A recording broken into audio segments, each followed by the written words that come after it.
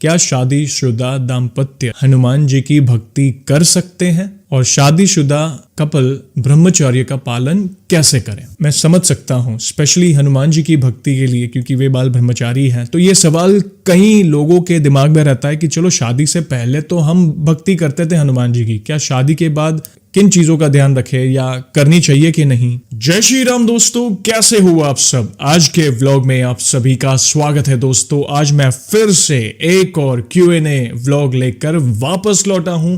बहुत ही important vlog है दोस्तों, जिसमें आपके सवाल होंगे, मेरे जवाब। तो ध्यान से इस व्लॉग को आखिर तक जरूर देखिएगा, क्योंकि क्या पता आपके कोई ना कोई सवाल का जवाब आज आपको मिल सकता है। वीडियो अच्छी लगे तो लाइक और शेयर करना ना भूले। नए हो तो चैनल को सब्सक्राइब करें, बेल आइकॉन को दबाएं, ताकि आने वाले नए नए इंटरेस्टिंग व्लॉग्स हमारे फैमिली से जुड़े हो या ऐसे Q&A वाले हो या हमारे प्रभु से जुड़ी कथा क्यों ना हो, आप सबसे पहले देख सकें।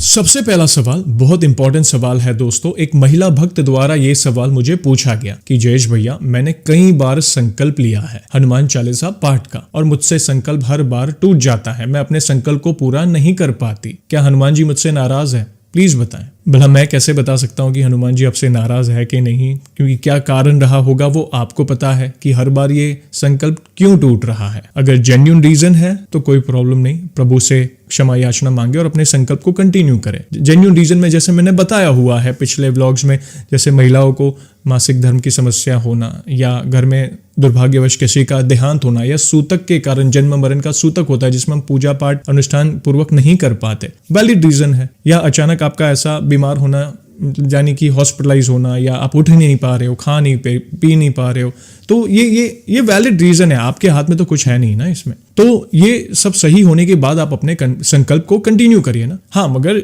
ऐसा कोई रीजन है जिससे जानबूझकर आप अपने संकल्प को रोक रहे हो या तोड़ रहे हो, तो मैं क्या कहूँ इसमें। ऑब्वियसली आपको संकल्प फिर से लेना होगा। तो इसमें आप प्रभु पर मत डालो कि हनुमान जी नाराज है क्या मुझसे, इसलिए मैं अपने संकल्प को पूरा नहीं कर पा रही हूँ। अगर आप जानबूझ के गलती कर रहे हैं तो ये आप अपने भोग विलास के कारण आप अपने संकल्प को तोड़ रहे हैं। कई लोग संकल्प के दौरान नॉनवेज खा लेते हैं, वे रोक नहीं पाते अपने आप को, ब्रह्मचर्य का पालन नहीं हो पाता है उनसे, या मदिरा पान या कोई व्यसन कर बैठते हैं, या कहीं घूमने जाने का प्लान बन जाता है तो अरे यार मैं वहां पे कैसे संकल्प के पाठ करूंगा या करूंगी, रहने दो।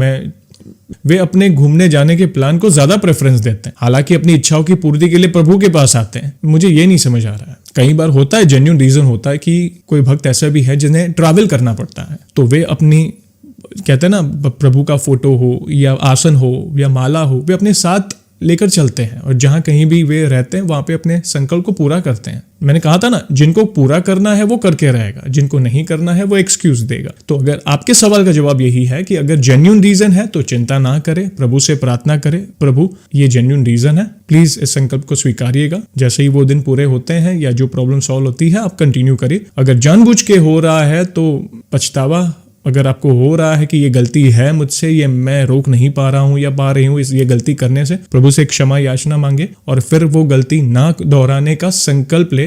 प्रभु इस बार मैं अपना संकल्प सफलतापूर्वक पूरा करूंगा, प्लीज अपनी कृपा बरसाए। मैं नादान हूं, ना समझ हूं, ये गलती हुई है मुझसे जिसे मैं एक्सेप्ट करता हूं। ये दो ही रीजन होते हैं, इसके अलावा और कोई नहीं रीजन है जिसके कारण आपका संकल्प रुके या टूटे। ठीक है, तो ध्यान से अपने संकल्प को पूरा करें। अगर आप नहीं कर पा रहे हो, कई लोगों के साथ होता है कि शेड्यूल इतना बिजी होता है, उनके वर्किंग आवर्स ज्यादा होते हैं या जिम्मेदारियां बहुत होती है, तो ऐसा जरूरी नहीं कि आप संकल्प ले, आप नॉर्मल पाठ करें, नित्य हनुमान चालीसा का जो आप पाठ करें वो करें, सच्चे दिल से करें, प्रभु की कृपा आप पर होगी, आप चिंता ना करें, प्रभु सब अच्छा करेंगे।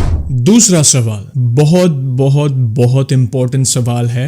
एक पुरुष भक्त द्वारा ये सवाल मुझे पूछा गया कि जयेश भैया, क्या शादीशुदा दाम्पत्य हनुमान जी की भक्ति कर सकते हैं और शादीशुदा कपल ब्रह्मचर्य का पालन कैसे करें? मैं समझ सकता हूँ स्पेशली हनुमान जी की भक्ति के लिए, क्योंकि वे बाल ब्रह्मचारी हैं। तो ये सवाल कई लोगों के दिमाग में रहता है कि चलो शादी से पहले तो हम भक्ति करते थे हनुमान जी की, क्या शादी के बाद किन चीजों का ध्यान रखें या करनी चाहिए कि नहीं? प्लीज अब इस दुविधा को दूर करें। उन्होंने कहा, मेरे विचार यही है कि इस ब्रह्मांड का हर जीव प्रभु की भक्ति कर सकता है, हनुमान जी की भक्ति कर सकता है। ऐसा प्रभु अपने भक्तों में भेदभाव नहीं करते, पुरुष हो स्त्री हो, शादी से पहले हो या शादी के बाद हो, आप बस अपने सच्चे भाव से प्रभु की भक्ति करें। सच्चे भाव से देखना, प्रभु के दरबार में लोग फैमिली के साथ आते हैं और प्रभु की बड़ी कृपा होती है उन पर। जिनकी शादी नहीं होती, ग्रह दोष होते हैं, वे प्रभु की शरण में जाते हैं, प्रभु उनकी मनोकामना पूर्ण करते हैं। संतान प्राप्ति के लिए भी जिनको दुविधा है जीवन में, जिनको तकलीफ है, तो वे जाते हैं प्रभु के दरबार में,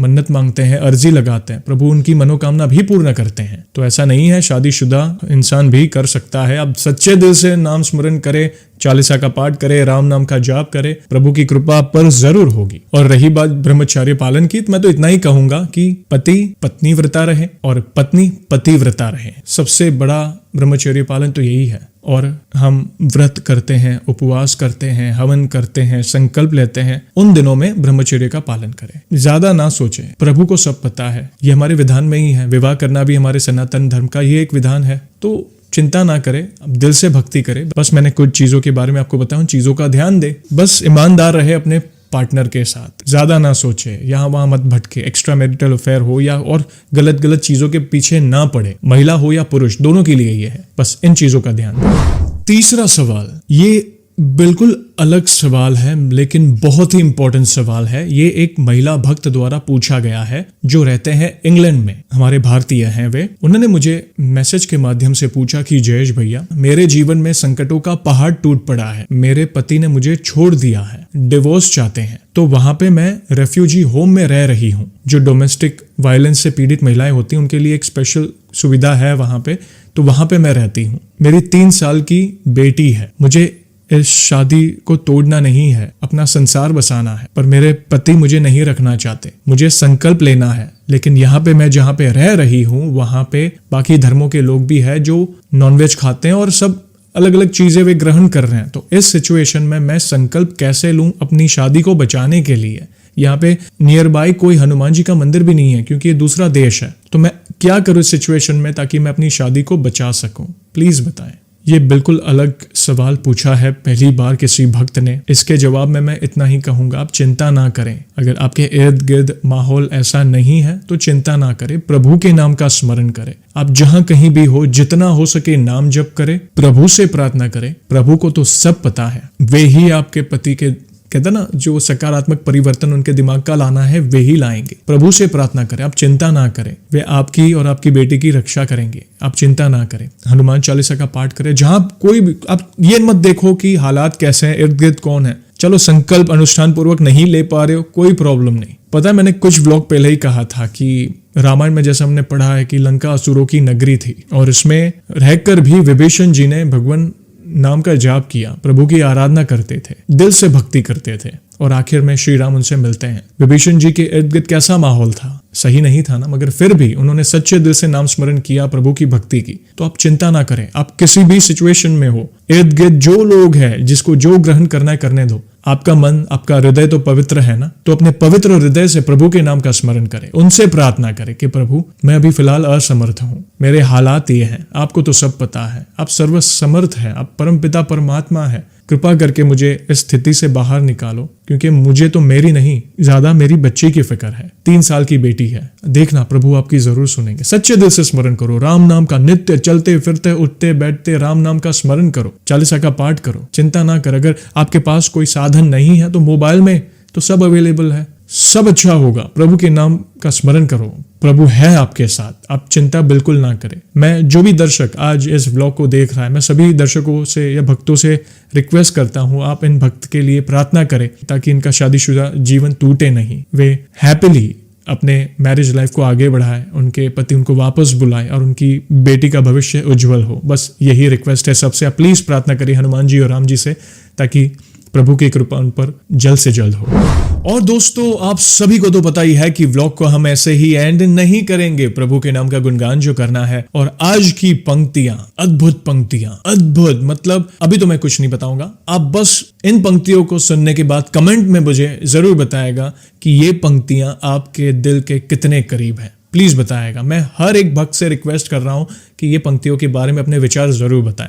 तो शुरू करते हैं। बोलिए सियावर रामचंद्र की जय, पवन सुत हनुमान की जय। जनक दुलारी कुल वधु दशरथ जी की राजरानी होके दिन वन में बिताती है। रहते थे घेरे जिसे दास दासी, आठों याम दासी बनी अपनी उदासी को छुपाती है। धर्म प्रवीणा सती परम कुलीना, सब विधि दोषहीना जीना दुख में सिखाती है।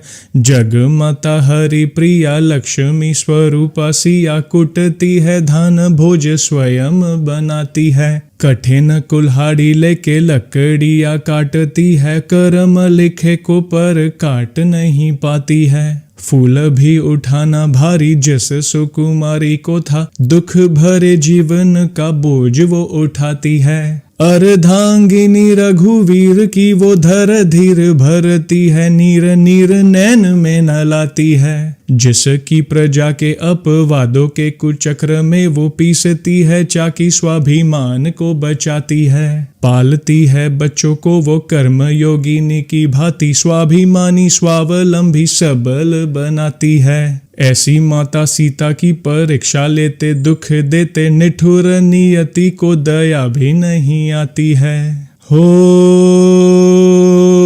से दुखिया के राज दुलारे, हम ही सुत श्री राम तिहारे। राम सिया राम जय जय राम। राम सिया राम जय जय राम। हो सीता माँ की आँख के तारे, लव कुश है पितु नाम हमारे। राम सिया राम जय जय राम। राम सिया राम जय जय राम। है पितु भाग्य हमारे जागे, राम कथा कही राम के आगे।